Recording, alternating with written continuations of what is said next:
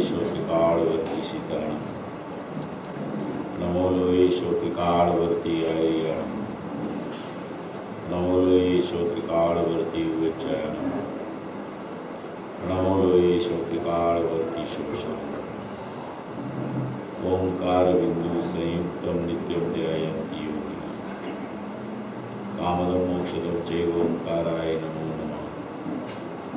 मंगलम भगवान वीरो मंगलम गौतमो हरि। मंगलम कुंकुमार्यो जयेन्द्रनोस्तु मंगलम। सर्वमंगल मांगल्यम सर्वकल्याणकारकम। प्रधानम सर्वधर्माणां जयं जयतु शासनम्। नमः समयसाराय स्वानुभूत्या च प्रकाशते। चित्स्वभावाय भावाय सर्वभावान्तरच्छिदे। ego में शाश्वत ज्ञान दर्शन करता शेषा में बाह्या बाबा सुवेशी। ओम श्री नमस्ते नमस्ते नमस्ते।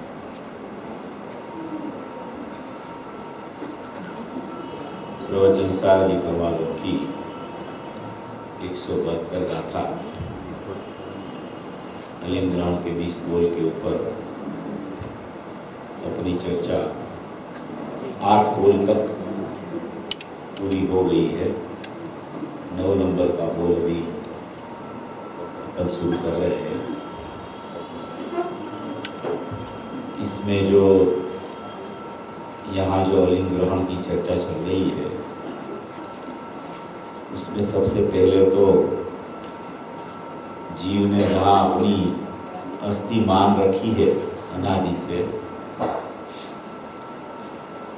शरीर में, इंद्रियों में, मन में, एक समय की बहिर्लक्षी पर्याय में, वहाँ जहाँ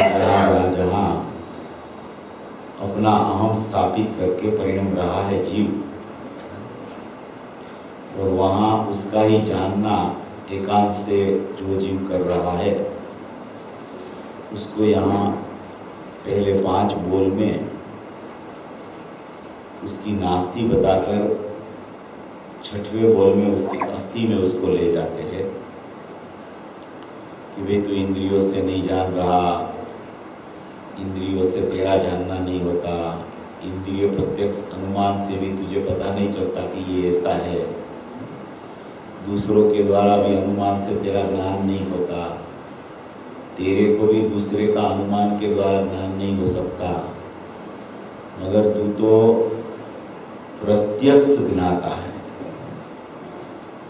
प्रत्यक्ष ज्ञाता है माने तू तो एक ज्ञायक भाव है, तू तो परिपूर्ण परमात्मा है। एक ज्ञायक भाव, ज्ञायक भाव शब्द ज्ञानमयी आत्मा को सूचित करता है। ज्ञायक भाव जो शब्द आया है ना, ज्ञायक भाव माने ज्ञानमयी आत्मा, ज्ञायक माने कि ज्ञानमयी आत्मा। ज्ञायक भाव कहो, जाननहार कहो, जो भी आप कहो, भगवान आत्मा के विशेषण है।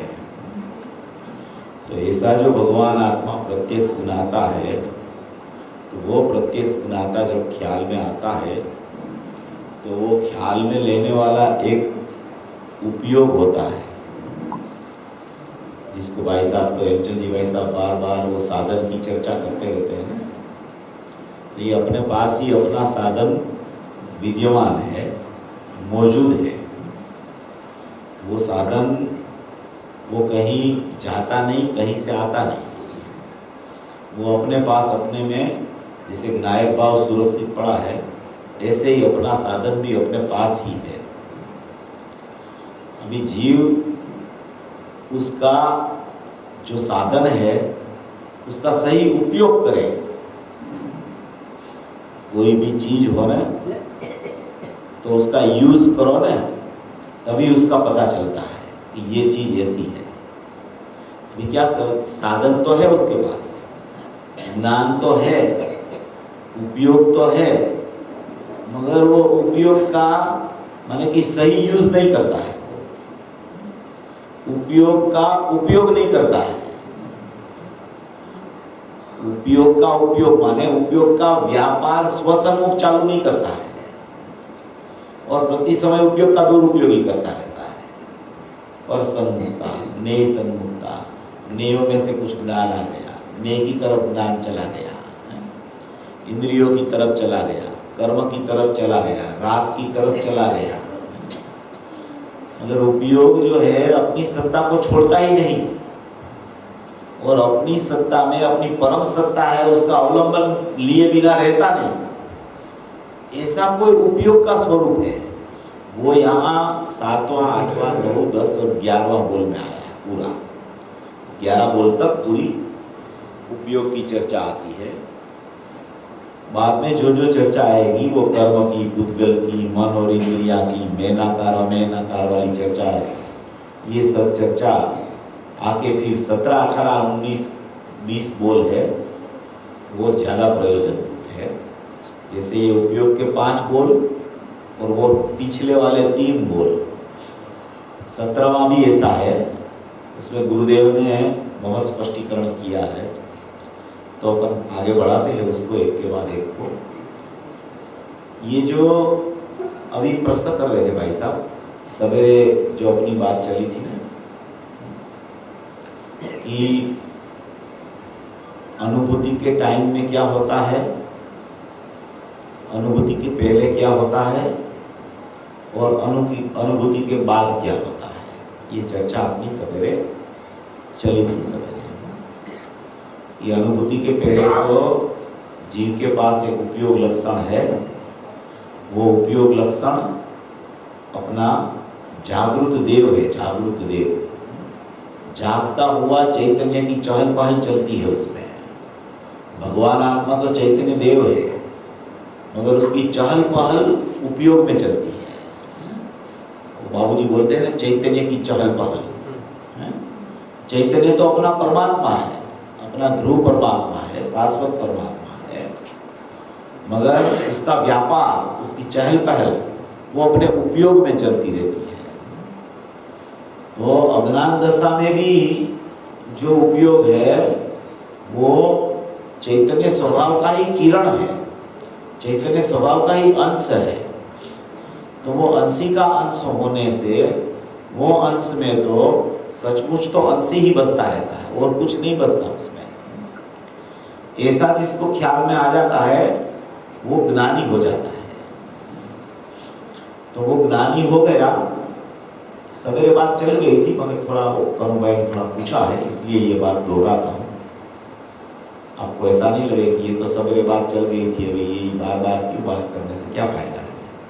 बार बार बात करने से पता हो तो दृढ़ होती है, तो जिसको पता नहीं हो वो ख्याल आ जाती है। तो ये जब ज्ञानी हो गया वो जीव, तो ज्ञानी का परिणमन तो सदा ही ज्ञान में ही चलता रहता है, सदा ही, चाहे वो निर्विकल्पता में हो चाहे वो विकल्प में आ जाए, उसका परिणमन ज्ञान में ही चलता है। तो वो जो ज्ञानी हो गया, वो ज्ञानी को सदुपयोग प्रकट हो गया, और सदुपयोग की प्रकटता में उसको अतीन्द्रिय आनंद का स्वाद आ गया। अतीन्द्रिय ज्ञान के द्वारा अतीन्द्रिय आनंद प्रकट हो गया। अतीन्द्रिय आनंद प्रकट हो गया, उसके साथ में अनंत गुणों की अनंत एक देश सुख पर्याय प्रकट हो गई। तो ये जो उपयोग स्व की सम्मुख हुआ और उसमें आनंद भी आया, अनंत गुण की अनंत सुख पर्याय भी हुई, तो वो स्व प्रकाशक पूर्वक निश्चय स्व पर प्रकाशक हो गया। क्या हो गया? स्व प्रकाशक पूर्वक निश्चय स्व पर प्रकाशक हो गया। स्व प्रकाशक पूर्वक माने कि उसने अपना उपयोग सभी जगह से समेट कर अपने ज्ञायक की तरफ का आम करने के लिए प्रस्तावित कर दिया वहां। तो वो उपयोग अभी कहीं भी नहीं है, वो उपयोग उपयोगवान के साथ एक में हो गया, तो उसको बोला जाता है स्व प्रकाशक। वो स्व प्रकाशक हो गया, तो स्व प्रकाशक पूर्वक निश्चय स्व पर प्रकाशक प्रकट होता है। स्व प्रकाशक हुआ तब भी स्व पर प्रकाशक बना तो है ही, वो तो कभी छूटता ही नहीं। मगर अवलंबन बुद्ध जो पदार्थ है वो स्व का अवलंबन लिया उसने, तो उसको वहां स्व प्रकाशक बोला गया। तो वो स्वप्रकाशक पूर्वक वही समय में एक निश्चय स्वपर प्रकाशक प्रकट हुआ। वो निश्चय स्वपर प्रकाशक वही समय में प्रकट हुआ निर्विकल्प दशा के काल में। वो निर्विकल्प दशा के काल में निश्चय स्वपर प्रकाशक प्रकट हुआ, तो स्वप्रकाशक में तो आत्मा जानने में आया। तो अभी पर प्रकाशक विभाग में क्या होता है, तो कि निर्विकल्प दशा के काल में तो पर प्रकाशक विभाग में आनंद आदि जितने गुणों की पर्याय शुद्ध रूप प्रकट हुई उसका जानना भी स्वप्रकाशक पूर्वक जितनी पर्याय शुद्ध रूप परिणमन हो गई उसका भी जानना वहां चलता है।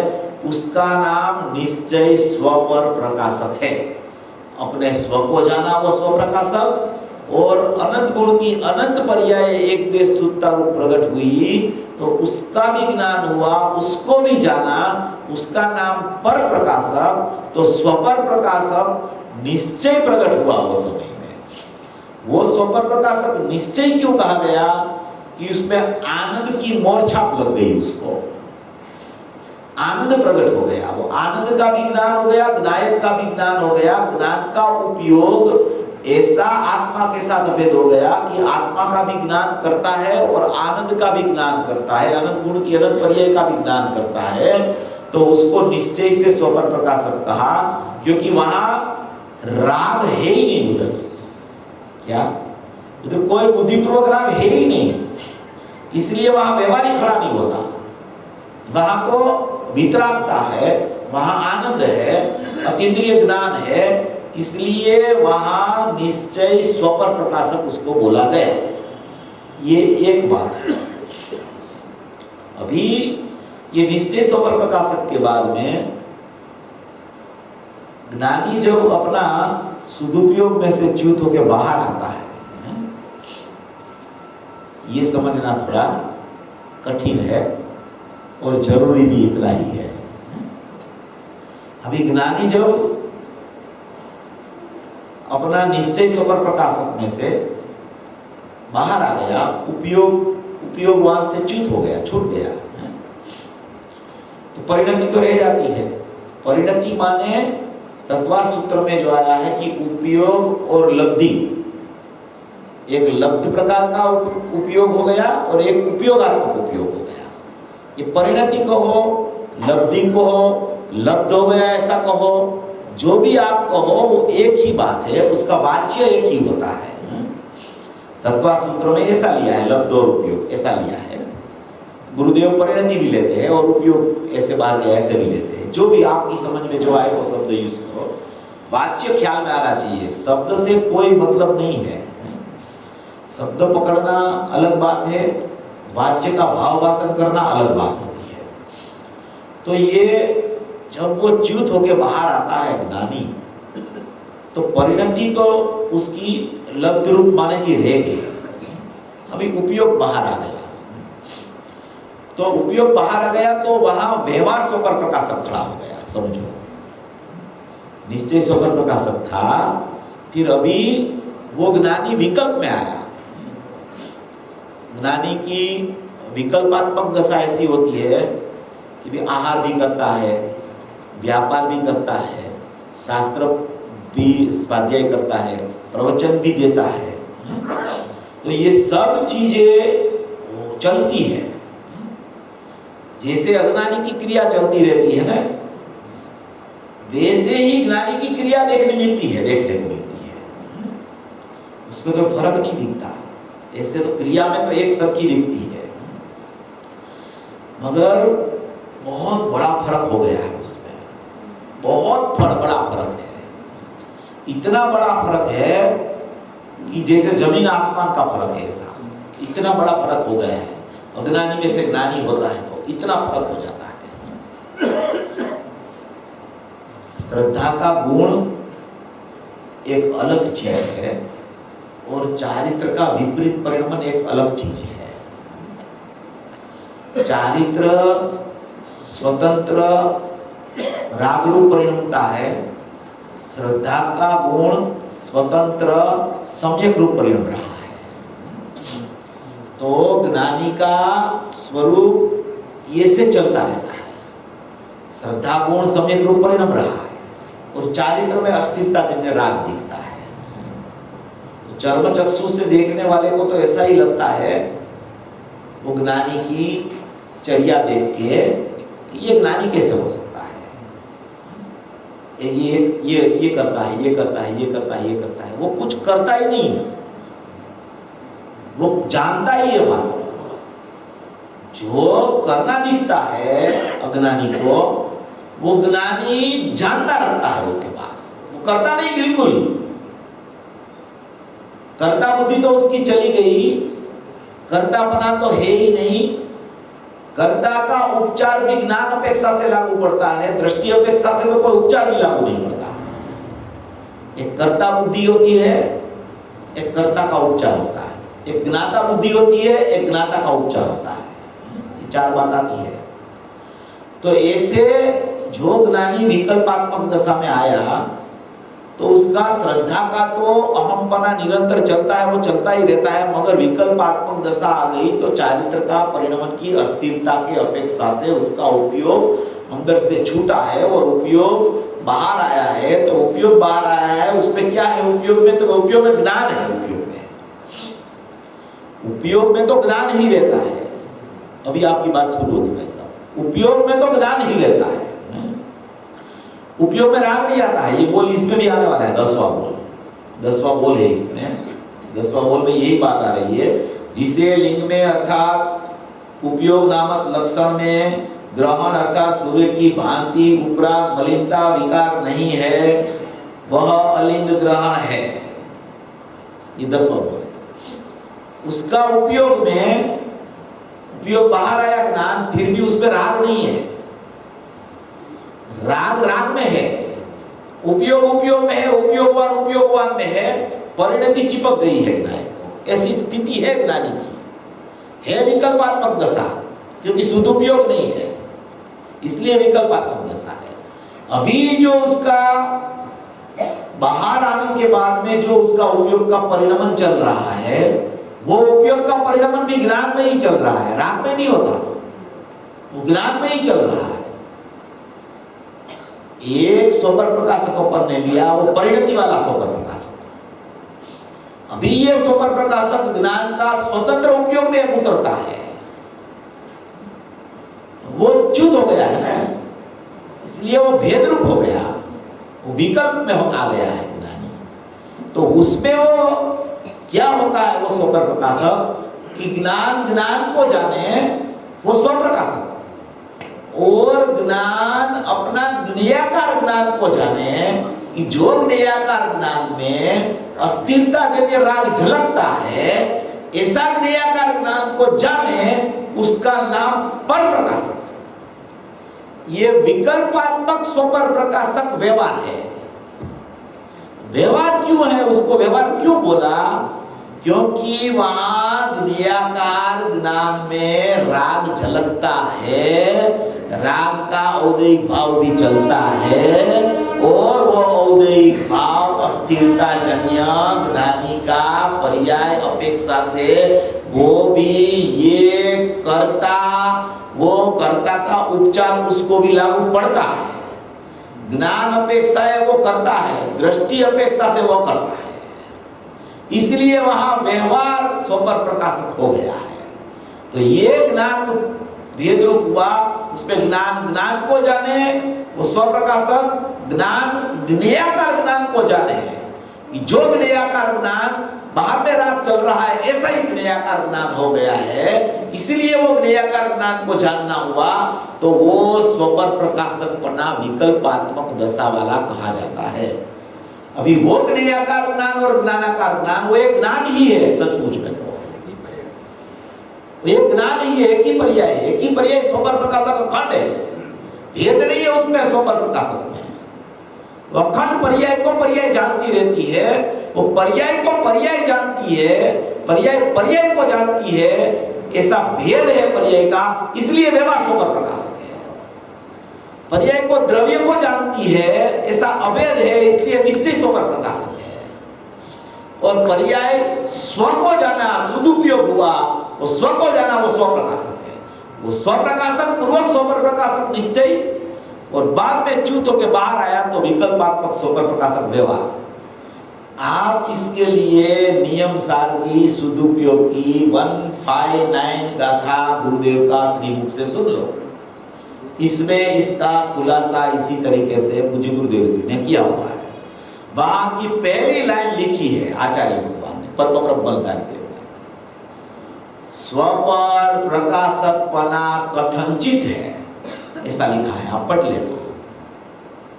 स्वपर प्रकाशकपना कथनचित है, ऐसा शब्द प्रयोग किया है।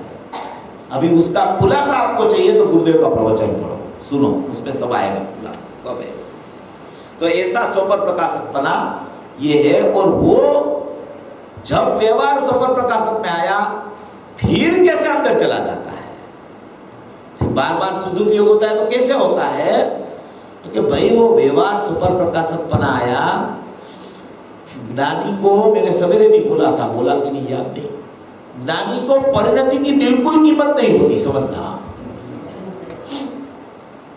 परिणति की कीमत नहीं रखता ज्ञानी, क्योंकि वो तो हो गई है, अभी उसकी क्या कीमत करे। जो नहीं हुआ है उसको प्रकट करने की उसकी पुरुषार्थ धारा चलती है। परिणति तो हो गई है, परिणति तो चल रही है, श्रद्धा में प्रतीत तो आ गई है, सर्वगुणास्ते सबकीत हो गया है, ज्ञानादि की एक देश सुखता हो गई है, प्रतीति पूरी हो गई है, तो उसकी तो हो ही गई है, अभी उसको नहीं देखता, वो तो है ही। अब ये उपयोग क्यों बाहर गया, वो फिर वापिस अंदर कैसे आवे, वही पुरुषार्थ चलता है। इसलिए बार बार वो ऐसा पुरुषार्थ चलाता है कि वो द्रव्य की सन्मुख ही उसका उपयोग चला जाए। ऐसा जो ज्ञेयाकार ज्ञान में उसको अस्थिरता जन्य राग दिखता है, तो फिर से अपनी करवट बदल देता है, वो भेद में से फिर से अभेद में चला जाता है। वो अभेद में चला गया तो फिर से निर्विकल्प ध्यान आया, फिर भेद आया, फिर निर्विकल्प ध्यान आया, फिर भेद आया, फिर अभेद हो गया। तो वो बार बार यही प्रक्रिया ज्ञानी की चलती रहती है। सुगानी जी को किसी ने पूछा था कि वे ज्ञानी को सदुपयोग कितने काल में आता होगा, तो सुगानी जी ने बोला कि महीने में 8-10 बार भी आ सकता है, ऐसा उसका बोल में लिखा था, महीने में 8-10 बार आ सकता है सदुपयोग। अभी सुगानी जी की तो परिणति ऐसी थी, ऐसी धुआंधार उसका वीर्य चलता था कि आप पूछो प्रश्न पर्याय से और वो जवाब देवे द्रव्य से। आप तो पूछो कि भाई ये पर्याय मेरी शुद्ध कब होगी, किसके अवलंबन से शुद्ध होगी, तो कि तू शुद्ध ही है। माने कि अवलंबन, वो बोलते थे कि मेरे को ऐसा लगता है कि ये पर्याय द्रव्य का अवलंबन ले, वो मुझे बात खटकती है। वो क्यों अवलंबन ले द्रव्य का, उसके पास क्या कमी है कि वो द्रव्य का अवलंबन लेने जाए, वो क्यों पराधीन बने, वो तो सत स्वाधीन है अपने से, उसको भी द्रव्य की भी पराधीनता क्यों हो गई। इतना सत्य बैठना चाहिए, पर्याय का भी इतना सत्य जिसको बैठता है ना, उसकी पर्याय दृष्टि छूट जाती है, द्रव्य दृष्टि हो जाती है। तो ऐसी बहुत सी बातें हैं सोगानी जी को, तो हैं, हाँ, अपने सत्कारक से होती है। तो एक बार चर्चा करते थे तो किसी ने पूछा कि भाई आप यहाँ चर्चा करते हो, वहां तो भक्ति चलती है। सोगानी जी को बोला, और प्रश्न पूछने वाला तो फिर चर्चा में बैठता है, वो तो भक्ति में नहीं जाता और उनको बोलता है? तो वो तो ऐसा जवाब देवे कि जो किसी की योग्यता को, पात्रता और काल पुग गया ना, तो उसी समय समय दर्शन हो जाए। ये सब चर्चा स्वप्न में चलती है, जागृत अवस्था में तो मैं नायक हूं बस, ये सब स्वप्न में चलता है। ये सब तुमको ऐसा लगता है कि ये जागृत दशा में मेरा परिणमन चल रहा है, जागृत दशा में तो मैं एक नायक भाव हूं, उसके सिवा कुछ हो ही नहीं, ये सब स्वप्न में चल रहा है। ऐसी परिणति बन जाती है। विकल्प में भी निर्विकल्पता का ही पुरुषार्थ आता है ना, सविकल्प से निर्विकल्प, रस पूर्ण चिट्ठी में आता है। तो ये इस तरीके से ये निर्विकल्पता होती है। तो ये ज्ञानी जब बाहर आता है फिर अंदर इस तरीके से जाता है, उसको ध्रुव की धुन छूटती ही नहीं, ज्ञानी को ध्रुव की धारा छूटती ही नहीं, चाहे उपयोग रूप हो या तो उपयोग निकल जाए बाहर तो परिणति रूप, मगर धारा एक सरखी निरंतर चलती ही रहती है। इसलिए उसको माने कि परिणति चले और उपयोग बाहर जाए तो फिर से बार बार सदुपयोग कैसे आ जाए, उसका ही पुरुषार्थ उसका निरंतर चलता रहता है। ये इसमें ये सब बोल में, ये उपयोग का बोल में सब ये उपयोग वाली ही बातें हैं। तो अपन ये उनकी चर्चा करते रहे ना तो भाव वासन हो सकता है, दूसरा आगे नहीं बढ़ा जाए तो भी चिंता मत करो। ऐसा नहीं होता है कि भाई मेरे को ये पढ़ लेना है, मेरे को ये पढ़ लेना है, मेरे को ये पढ़ लेना है। अरे आत्मा को पढ़ लो तो सब पढ़ लिया तुमने, जिसने आत्मा जाना उसने सब जान लिया, ऐसी बात है। 9 नंबर का बोल चला, जिसे लिंग का अर्थात उपयोग नामक लक्षण का ग्रहण अर्थात पर से हरण नहीं हो सकता, अन्य से नहीं ले जाया जा सकता, सो अलिंग ग्रहण है। इस प्रकार आत्मा के ज्ञान का हरण नहीं किया जा सकता, ऐसे अर्थ की प्राप्ति होती है। देखो कोई भी जीव को सदुपयोग हो जाए तो वो सदुपयोग प्रकट हुआ, उसका कोई हरण नहीं कर सकता, उसको कोई छीन नहीं सकता। कितना भी उपसर्ग और परिसर्ग ज्ञानी को आ जाए, मगर वो ज्ञानी की ज्ञान धारा को वो उपसर्ग करने वाला भी उसकी ज्ञान धारा को छीन नहीं सकता, उसका हरण नहीं कर सकता, उसको च्युत नहीं करा सकता। कितना भी उपसर्ग कर ले, कितना भी उसको परिसर भी आ जाए, मगर उसकी जो उपयोग की धारा, उपयोग का माने कि परिणाम अंदर चल रहा है धारा रूप, वो धारा को, परिणति धारा को कोई च्युत नहीं कर सकता, कोई हरण नहीं कर सकता, उसको कोई छीन नहीं सकता। कोई कितना भी माने कि बहिर्लक्षी परिणमन भी ज्ञानी का होवे, मगर अंदर में परिणति चलती होवे तो वो कोई भी बाहर का परिणमन, उसका अंतर का परिणमन को बाधक नहीं बन सकता, क्योंकि दो धारा हो गई है, दो विभाग पड़ गए हैं। एक ज्ञान धारा चलती है, एक राग धारा होगी, कर्म धारा, दो धारा हो गई। 110 कलश में आया है, दो धाराएं हो जाती है ज्ञानी। वो दो धारा ऐसी हो गई है कि वो दूसरी धारा जहां चलती है, दूसरी धारा चलती है, वहां उसका लक्ष्य ही नहीं होता है। एक जो ध्रुव धारा चलती है वहां ही उसका लक्ष्य रहता है। इसलिए वो धारा में इतना वो चोट जाता है, मगर बाहर से कोई उसका हरण कर ही नहीं सकता, क्योंकि वो अपने में ही रहता है, इसलिए वो छूटती ही नहीं धारा, इसलिए उसका कोई हरण कर सकता नहीं है। देखो इस पर गुरुदेव ने भी बहुत अच्छा खुलासा इसमें किया है।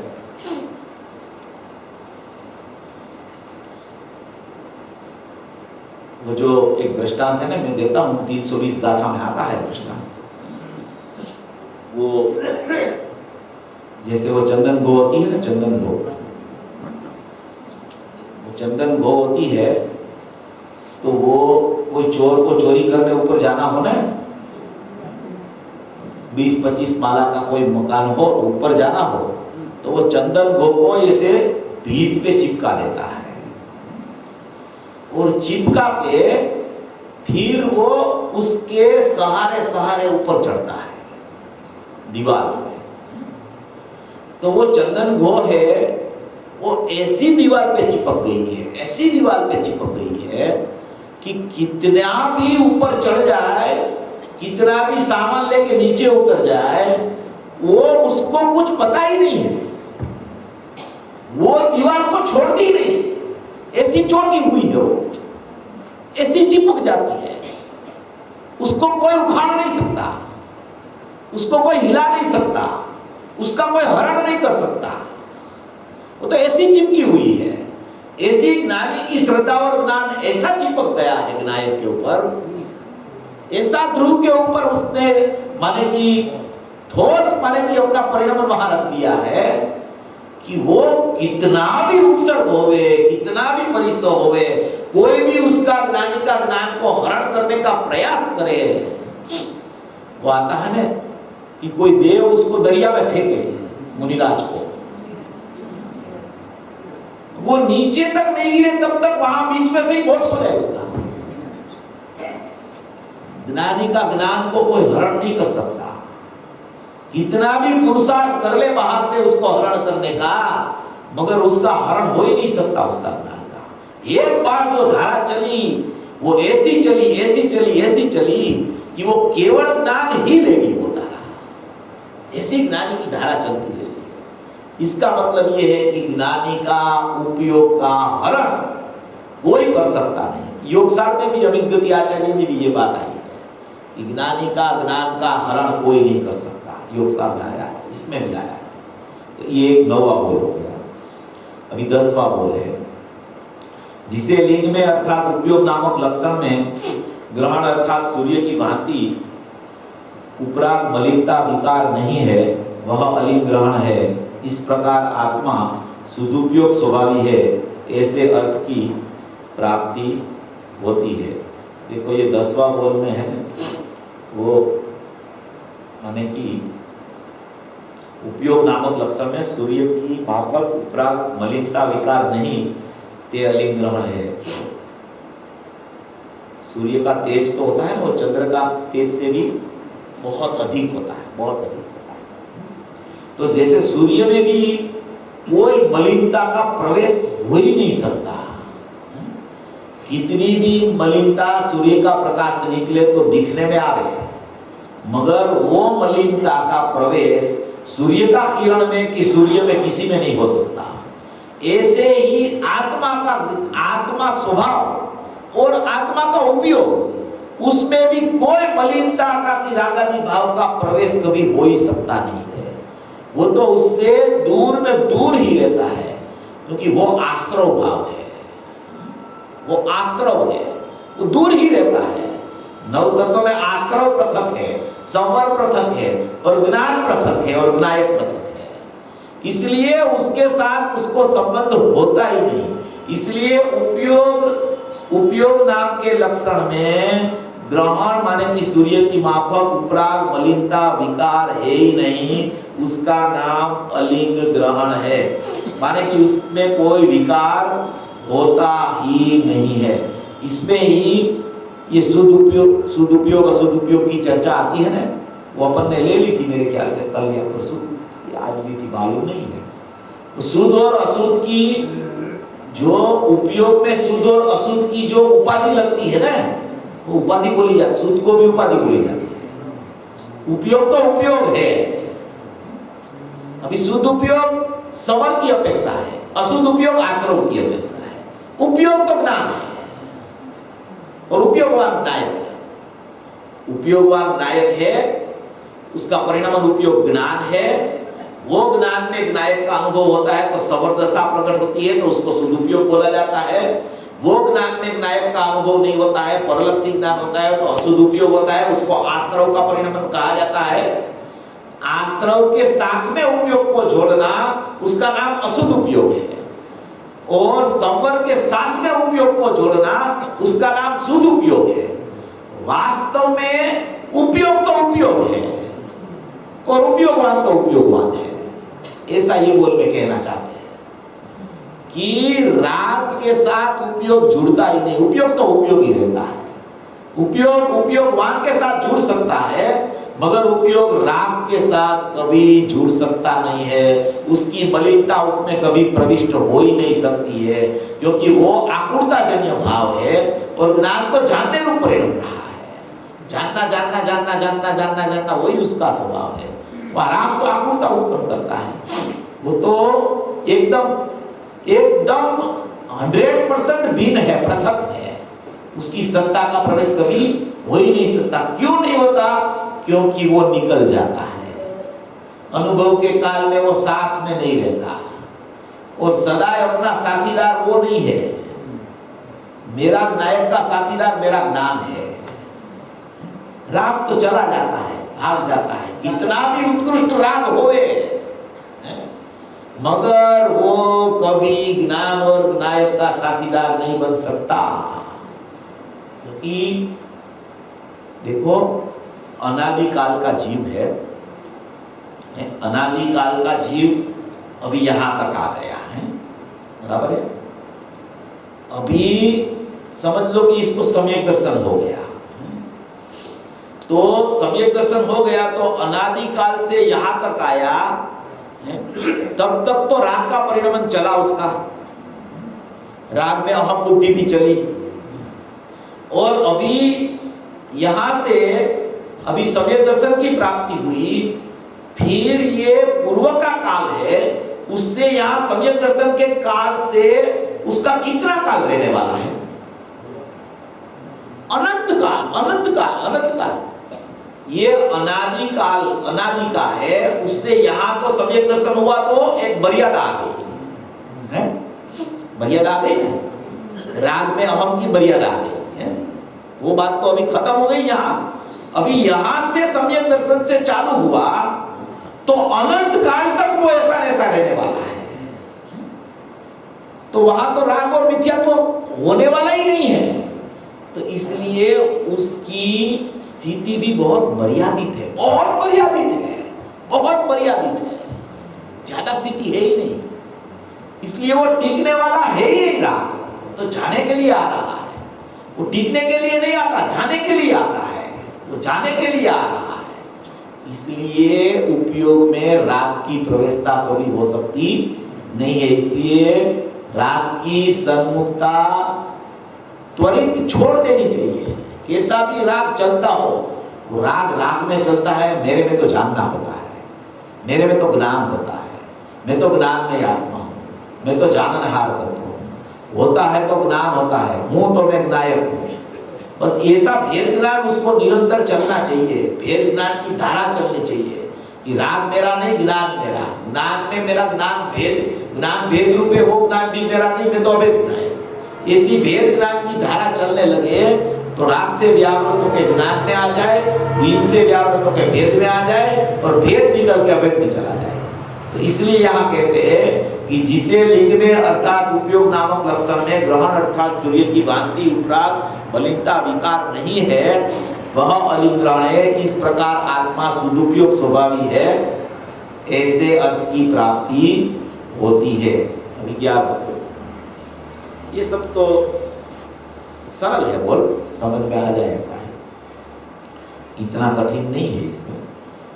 लिंग द्वारा अर्थात उपयोग नामक लक्षण द्वारा ग्रहण अर्थात पौद्गलिक कर्म का ग्रहण जिसको नहीं है वह अलिंग ग्रहण है। इस प्रकार आत्मा द्रव्य कर्म से असंयुक्त असंबद्ध है, ऐसे अर्थ की प्राप्ति होती है। उपयोग नामक लक्षण द्वारा ग्रहण अर्थात पौद्गलिक कर्म का ग्रहण जिसको नहीं है। पौद्गलिक कर्म का ग्रहण तो माने कि ग्राहक को या उसका उपयोग को हो ही नहीं सकता। पौद्गलिक कर्म अपनी सत्ता में है और जीव अपनी सत्ता में है, कर्म कर्म की सत्ता में, जीव जीव की सत्ता में। अभी कर्म की सत्ता में, कर्म की सत्ता का ग्रहण तो उपयोग वाला आत्मा कहाँ से करेगा, क्योंकि वो तो दोनों की सत्ता ही भिन्न है।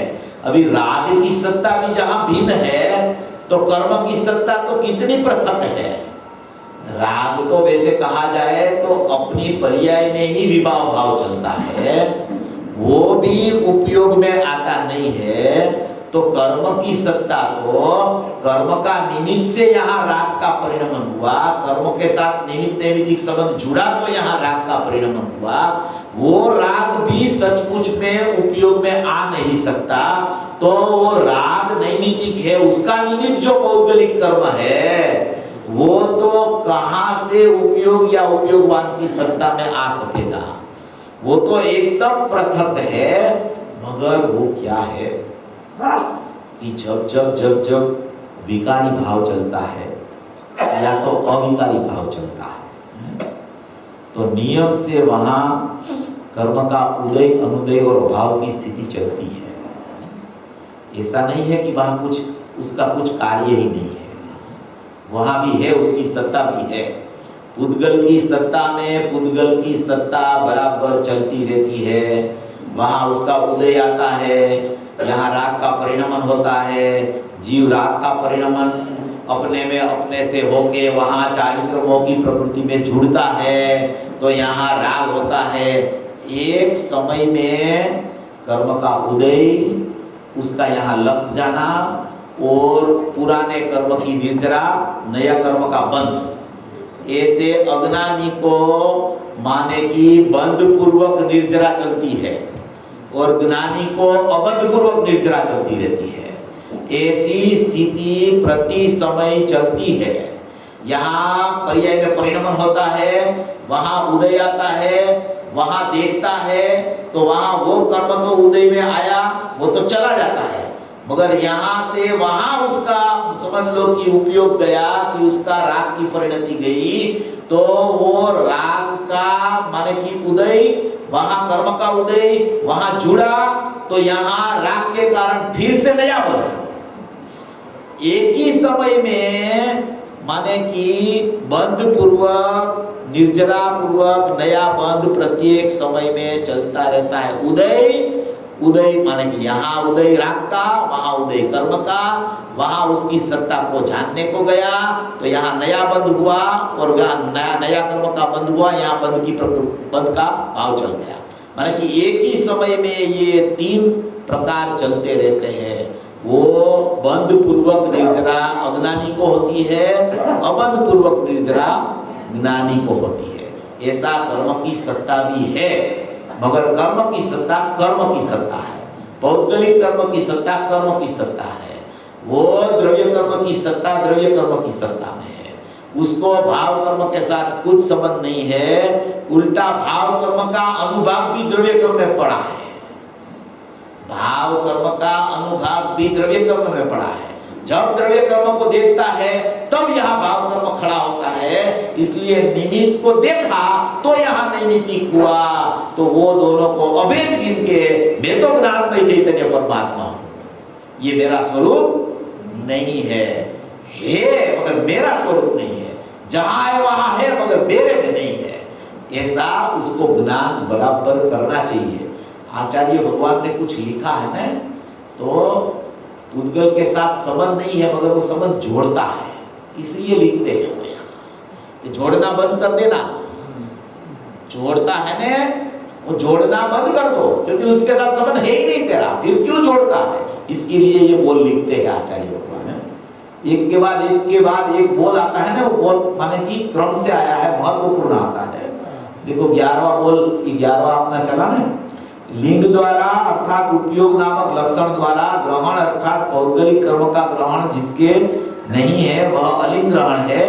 इस प्रकार आत्मा द्रव्य कर्म से असंयुक्त असंबद्ध है, ऐसे अर्थ की प्राप्ति होती है। अभी बाहर 12वां बोल है, जिसे लिंगों के द्वारा अर्थात इंद्रियों के द्वारा ग्रहण अर्थात विषयों का उपभोग नहीं है सो अलिंग ग्रहण है।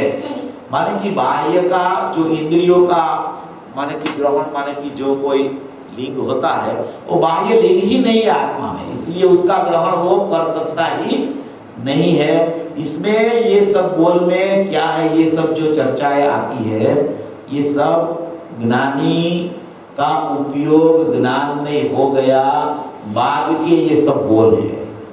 ये उपयोग के बोल जितने चले उसमें ज्ञानी का ज्ञानमय परिणमन हो गया है। अभिज्ञानी का ज्ञानमय परिणमन है, वो अपने ज्ञानमय परिणमन को कभी छोड़ता नहीं है। देखो पहले क्या था, जब ज्ञानी नहीं हुआ था तब उसको ये सब जो यहाँ बोल आए अभी, राग का बोल, कर्म का बोल, विषयों का उपभोग का बोल, उसकी कर्ता बुद्धि चलती थी कि मैं ये सब कर रहा हूँ, मैं ये सब कर रहा हूँ, ये मेरा ही परिणमन है, ये मेरे से ही हो रहा है। ऐसी कर्ता बुद्धि अनादि से चलती थी कि ये मैं इसका करता हूँ, मैं इसका करता हूँ, मैं इसका करता हूँ। वो कर्ता बुद्धि नायक लक्ष्य में आ गया उपयोग में, श्रद्धा ने अहम कर दिया नायक में, तो वो कर्ता बुद्धि चली गई। वो कर्ता बुद्धि चली गई, फिर भी वो परिणमन चलता है, वो नहीं चला गया। समझना, वो परिणमन चलता रहता है। ज्ञानी की क्रिया भी ऐसी चलती है, तो वो परिणमन चलता है। तो परिणमन चलते हुए भी ज्ञानी कर्ता नहीं होता उसका। ये कर्ता बुद्धि है ना, बहुत भयंकर रोग है बड़ा। मुझे गुरुदेव श्री दृष्टांत देते हैं, आपने सबने सुना होगा, હું કરું એ જ અજ્ઞાન છે, सकटનો ભાર જેમ શ્વાન તાણે। उसका मतलब क्या है मालूम है आपको? बहुत मर्म है उसमें। गुरुदेव इतना ही बोलते हैं, वो कुत्ता है ना, कुत्ता, तो वो गाड़ी चल रही है, उसके नीचे कुत्ता है, तो उसकी पूंछ उसको स्पर्श हो रही है, तो उसको ऐसा लगता है कि ये मेरे से ही चल रहा है। उतने में क्या हो गया, उसको खजवाड़ आ गई ऐसे, तो वो रुक गया 2 मिनट के लिए, तो वो गाड़ी तो चलने लगी, तो उसको ऐसा लगा कि अभी मैं तो खड़ा रह गया, गाड़ी कैसे चलने लगी है। उसी समय उसकी कर्ता बुद्धि छूट गई, कुत्ते को समय दर्शन हो गया। ये इतना बड़ा झेर है कर्ता बुद्धि का। कोई समय में कर्ता बुद्धि के बिना जीव रहता ही नहीं अज्ञानी। कोई भी कार्य हो, मैंने नहीं किया, मेरे को मालूम है, मेरे को ये सब पता है, ये गाथा में ही आता है, मेरे को मालूम है। अरे भैया वो कह रहे हैं तुमको, पहले सुन तो ले, तुझे मालूम है तो अच्छी बात है। इतनी कर्ता बुद्धि है अंदर। एक तो पर की कर्ता बुद्धि, संयोग की कर्ता बुद्धि, शरीर की कर्ता बुद्धि, राग की कर्ता बुद्धि, इंद्रिय ज्ञान की कर्ता बुद्धि, एक समय की पर्याय की कर्ता बुद्धि। और उसके बाद में भी आगे चला जाए तो पुरुषार्थ से मैं मेरी पर्याय को द्रव्य तरफ ले जाऊं, वो बड़ी कर्ता बुद्धि। यहां तक कर्ता बुद्धि चलती है। ये झेर है, झेर कर्ता बुद्धि का। सबसे पहले ये उतारना चाहिए, मैं कुछ कर ही नहीं सकता हूं, उसका नाम सबसे बड़ा पुरुषार्थ है। मैं कुछ करता नहीं हूं ऐसा नहीं, मैं कुछ कर ही नहीं सकता, वो सबसे बड़ा पुरुषार्थ है। आप प्रयोग करना 15-20 मिनट, 15-20 मिनट ही बोल रहा हूं, उससे ज्यादा प्रयोग चले समय नहीं हो जाए। पहले एक बार करके देखना कि कर्ता बुद्धि कितनी चलती है। ये क्या है, ये सब प्रयोग का मार्ग है। ये एक सामान्य दृष्टांत देते हैं ना गुरुदेव, उसके पीछे बहुत बड़ा सिद्धांत पड़ा होता है। अपन दृष्टांत याद कर लेते हैं मगर सिद्धांत को समझने का पुरुषार्थ नहीं करते हैं। और ये प्रयोग करना पड़ेगा। आप प्रयोग करो तो ख्याल में आएगा कि कितनी अंदर में कर्ता बुद्धि चल रही है। तो कर्ता बुद्धि समझ लो कि चली गई तो वो ज्ञानी हो गया। तो ज्ञानी हो गया तो भी ये सब परिणमन तो चल रहा है। ज्ञानी को भी अस्थिरता अपेक्षा से कर्मबद्ध है, दृष्टि अपेक्षा से चला गया है, तो वो भी चल रहा है। बाद में विषय में भी उसका परिणमन चल रहा है, कसाई भी चल रहे हैं, तो ये सब चल रहा है मगर कर्ता बुद्धि नहीं है।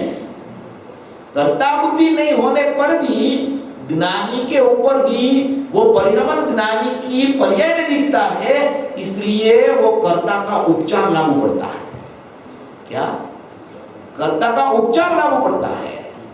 कि ये ज्ञानी का परिणमन है, ज्ञानी ऐसा कर रहा है, वो कर्ता नहीं है, कर्ता का उपचार लागू हुआ उसके ऊपर, तो वो उपचार लागू पड़ता है। ये सब बोल इसमें घटित हो सकते हैं कि ये ज्ञानी के ऊपर कर्ता का उपचार लागू हुआ है, उसके बोल है सब, मगर उसमें से भी वो निकल के फिर सदुपयोग में बार वो आता रहता है। इसलिए ये जितने बोल आया है वो ऐसे है। दूसरा एक ज्ञाता बुद्धि वाला प्रकरण है।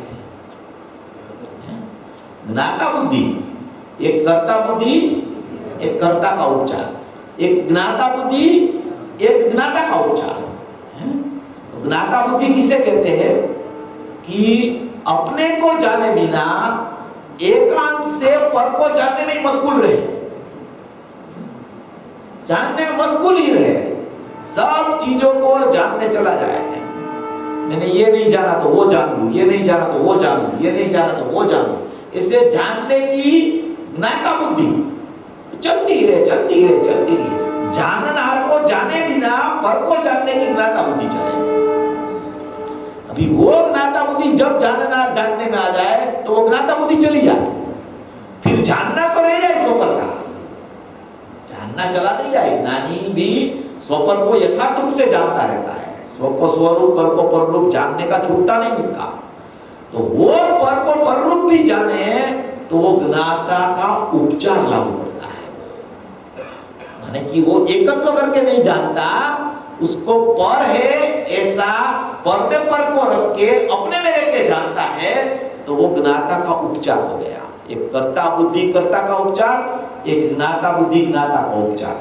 वो कर्ता का उपचार और ज्ञाता का उपचार ज्ञानी को लागू पड़ता है, वो सब नए की अपेक्षा है। वो ज्ञानी भी ये जो भी हो रहा है रागादि का परिणमन, उसको उसका कर्ता मैं हूं ऐसा कर्ता नहीं से जानता है, और साथ में अकर्ता नहीं साक्षी में है, इसलिए दृष्टि अपेक्षा से मैं करता हूं ऐसा भी परिणमन चल रहा है। और कर्ता नहीं से वो कर्ता का उपचार भी उसको लागू पड़ता है। ऐसा परिणमन ज्ञानी का चलता है। ऐसा नहीं सोचता ज्ञानी कि ये परिणमन जो राग चल रहा है ना, वो तो एकांत से पुद्गल में ही है, यहाँ मेरे प्रिय में है ही नहीं, तो वो फिर सदुपयोग के लिए प्रयत्नशील ही नहीं होगा। ऐसे नहीं होता है। वो सब जानता है, मगर जानता है मगर अपने में नहीं लाता राग को, वो पर तरीके जानता है। इसलिए ज्ञानी का परिणमन सदा ज्ञान में ही रहता है, मगर जितना भी अस्थिरताजन्य राग है उसको भी माने कि सदुपयोग बार बार करके वो अस्थिरताजन्य राग भी चला जाए, और मेरे को कब यथाख्यात चारित्र हो जाए और केवल ज्ञान की प्राप्ति हो जाए, ऐसा ही ज्ञानी का निरंतर पुरुषार्थ चलता है। सभी भवी जीव अपनी कर्ता बुद्धि पहले में पहले छोड़कर मोक्ष मार्ग में प्रयाण करे।